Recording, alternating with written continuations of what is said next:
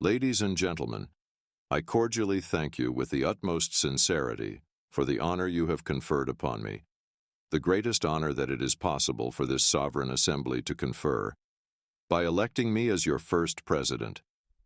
I also thank those leaders who have spoken in appreciation of my services and their personal references to me. I sincerely hope that with your support and your cooperation, we shall make this Constituent Assembly an example to the world. The Constituent Assembly has got two main functions to perform. The first is the very onerous and responsible task of framing our future Constitution of Pakistan, and the second, of functioning as a full and complete sovereign body, as the federal legislature of Pakistan. We have to do the best we can in adopting a provisional constitution for the federal legislature of Pakistan. You know, really, that not only we ourselves are wondering, but I think the whole world is wondering at this unprecedented cyclonic revolution, which has brought about the plan of creating and establishing two independent sovereign dominions in this subcontinent. As it has been unprecedented. There is no parallel in the history of the world. This mighty subcontinent with all kinds of inhabitants has been brought under a plan which is titanic, unknown, unparalleled. And what is very important with regards to it is that we have achieved it peacefully and by means of a revolution of the greatest possible character. Dealing with our first function in this assembly, I cannot make any well-considered pronouncement at this moment, but I shall say a few things as they occur to me. The first and the foremost thing that I would like to emphasize is this. Remember that you are now a sovereign legislative body, and you have got all the powers. It, therefore, places on you the gravest responsibility as to how you should take your decisions. The first observation that I would like to make is this.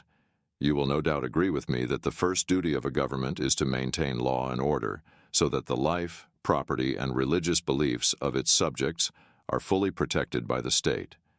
The second thing that occurs to me is this. One of the biggest curses from which India is suffering, I do not say that other countries are free from it, but I think our condition is much worse, is bribery and corruption. Hear, hear. That really is a poison. We must put that down with an iron hand, and I hope that you will take adequate measures as soon as it is possible for this assembly to do so. Black marketing is another curse. Well, I know that black marketers are frequently caught and punished. According to our judicial notions, sentences are passed, and sometimes fines only are imposed. Now you have to tackle this monster which today is a colossal crime against society in our distressed conditions when we constantly face shortage of food and or the essential commodities of life. A citizen who does black marketing commits, I think, a greater crime than the biggest and most grievous of crimes. These black marketers are really knowing, intelligent, and ordinarily responsible people, and when they indulge in black marketing, I think they ought to be very severely punished, because they undermine the entire system of control and regulation of foodstuffs and essential commodities and cause wholesale starvation and want and even death. The next thing that strikes me is this. Here again is a legacy which has been passed on to us. Along with many other things, good and bad, has arrived this great evil, the evil of nepotism and jobbery. This evil must be crushed relentlessly.